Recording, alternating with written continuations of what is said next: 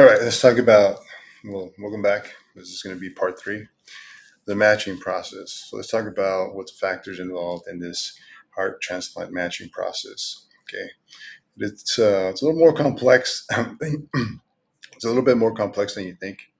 Now, here's where it gets fascinating. Here's where I need you to really lean in because this is the part that surprises most people, including me when I first learned about this. So it's not about just being on the top half of the list. There's more to it. Being high on the list does not mean you're automatically next. Status is one variable in what is, in reality, a multidimensional equation of medical compatibility, to say the least. Think of it less like a queue at a grocery store and more like a very elaborate, very high stakes puzzle where every piece has to fit just right. So, what are the factors that are part of this that I need you to understand? Blood type. This is a foundational filter. My blood type must be compatible with the donor's blood type. It is non-negotiable. The immune system is ancient and stubborn and it will not compromise on this point. Factor 2, body size. A heart must physically fit inside my chest or any person that's receiving it. Donor and recipient body sizes must be reasonably comparable. A heart from someone significantly larger or smaller would not function optimally. The chest cavity is not a one size fits all situation. Right?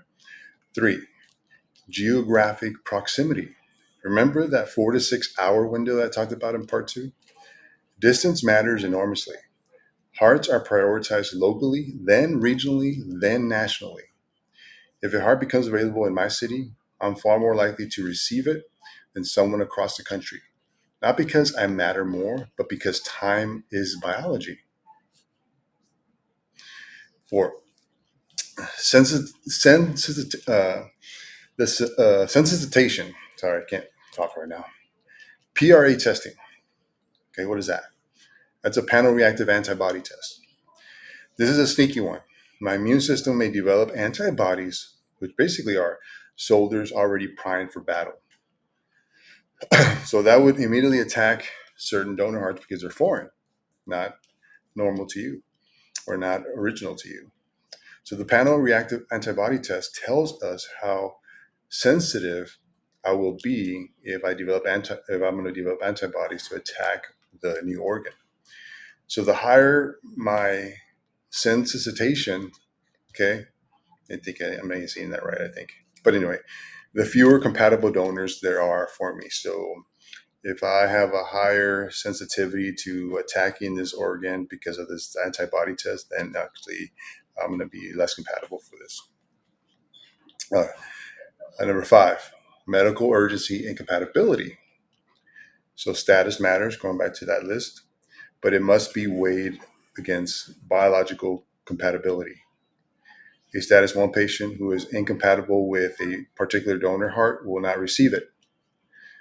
The heart will go to the next compatible highest priority match. So if they can't get it, okay, who's next? And they keep going down the list from the top to see who's compatible, who is the next perfect match as they go down the list.